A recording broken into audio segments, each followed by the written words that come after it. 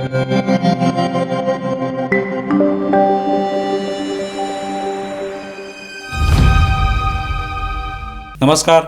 News डंकामध्ये मी महेश विचारे आपल्या सगळ्यांचं मनपूर्वक स्वागत करतो. मित्रांनो, महाराष्ट्र काँग्रेसचे प्रदेशाध्यक्ष हर्षवर्धन सपकाळ यांनी टिपू सुलतान आणि छत्रपती शिवाजी महाराज यांची तुलना करणारी एक भूमिका जी मांडली, त्यानंतर महाराष्ट्रामध्ये आंदोलन सुरू झालं. प्रामुख्याने भाजपाने हे आंदोलन केलं, त्या ठिकाणी दगडफेक झाली वगैरे, हे सगळं घडलेलं आहे रविवारच्या दिवशी.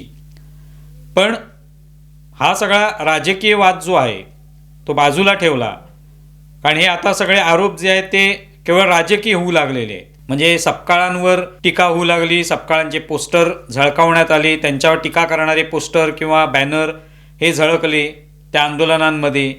त्यानंतर मग काँग्रेसकडून प्रतिक्रिया आली की भाजपने कशा पद्धतीने टिपू सुलतान यांचा वापर केला म्हणा, त्यांचा कसा आदरपूर्वक उल्लेख केला म्हणा. हे सगळं जे काही आरोप प्रत्यारोप होत आहेत हे राजकीय स्तरावरचे आरोप आहेत.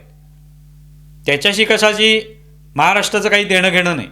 कारण सपकाळ यांनी जी भूमिका घेतलेली आहे ती भूमिका राजकीय भूमिका नाही. ती भूमिका एक प्रकारे छत्रपती शिवाजी महाराजांचं जे लोकोत्तर व्यक्तिमत्व आहे याला कुठेतरी कमी करण्याचा आणि त्याची तुलना शिवाजी महाराजांसारख्या व्यक्तिमत्वाची तुलना टिपू सुलतान या एका ऐतिहासिक व्यक्तिमत्वाशी करण्याची ही गरज का निर्माण होते, हा महत्त्वाचा मुद्दा आहे. आणि त्यातून मग हा सगळा वाद निर्माण होतो. मुळात छत्रपती शिवाजी महाराजांची अशी कोणाशी तुलना कशी काय केली जाऊ शकते, आणि ते सुद्धा महाराष्ट्रामधली हीच मराठी माणसं. हर्षवर्धन सपकाळ हे भलेही काँग्रेसचे प्रदेशाध्यक्ष असतील, त्यांची राजकीय भूमिका काहीतरी असेल, पण ते एक मराठी माणूस आहेत, मराठी एक व्यक्तिमत्व आहे. महाराष्ट्रामध्ये ते राहत आहेत, महाराष्ट्राचे प्रदेशाध्यक्ष आहेत.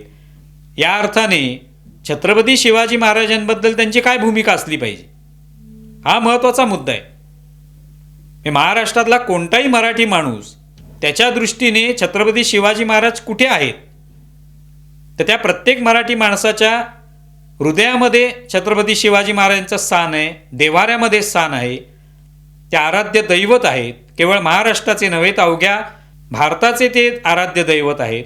ते होते म्हणून आज आपण आहोत, ही आपली भूमिका आहे आणि ते सिद्ध झालेलं आहे.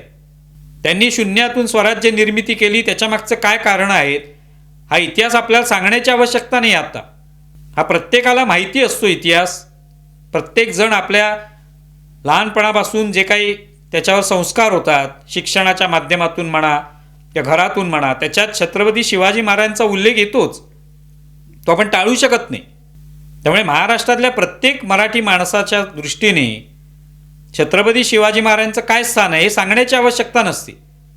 त्यामुळे छत्रपती शिवाजी महाराजांचा आदर्श घेऊन प्रत्येक माणूस हा आपली वाटचाल करतो. त्याच्यामधलं अनेक तत्त्व जी त्यांनी मांडून ठेवलेली आहेत ती सोबत घेऊन वाटचाल करतो, आपलं आयुष्य जगत असतो. आणि अशा सगळ्या परिस्थितीत एक मराठी माणूस, मग ते काँग्रेसचे प्रदेशाध्यक्ष असो नाही तर आणखी कोणतेही पदाधिकारी असो, पण महाराष्ट्रातली व्यक्ती अशा पद्धतीने छत्रपती शिवाजी महाराजांची तुलना टिपू सुलतानची करते, हे कसं काय आपण सहन करू शकतो? त्यामुळे त्यांनी त्यासाठी माफी मागणं आवश्यक आहे. हीच मागणी आहे. ते काँग्रेसचे प्रदेशाध्यक्ष आहेत त्यामुळे त्यांनी माफी मागावी अशी कोणाची मागणी नाही. मनसेचे प्रमुख राज ठाकरे यांनी सुद्धा पोस्ट लिहून सपकाळांना असंच आवाहन केलं की तुम्ही माफी मागितली पाहिजे. आणि ती माफी कशासाठी, तर तुम्ही तुलना छत्रपती शिवाजी महाराजांची टिपू सुलतानची केली. छत्रपती शिवाजी महाराज कुठे, टिपू सुलतान कुठे, याचं तरी भान आपण बाळगलं पाहिजे की नाही. टिपू सुलतान इंग्रजांविरुद्ध लढला म्हणून त्याची तुलना छत्रपती शिवाजी महाराजांची करता येईल का, हा एक साधा सोप्पा प्रश्न आहे. मग असं असेल तर टिपू सुलतानच्या सैन्यामधले अनेक लोक इंग्रजांविरुद्ध लढलेलेच आहेत, मग त्या सगळ्यांचे फोटो लावायचे का रोज? काहीतरी लॉजिक, काहीतरी तर्क मांडता आला पाहिजे की नाही. छत्रपती शिवाजी महाराज हे काय महाराष्ट्राचे दैवत नाही आहेत फक्त.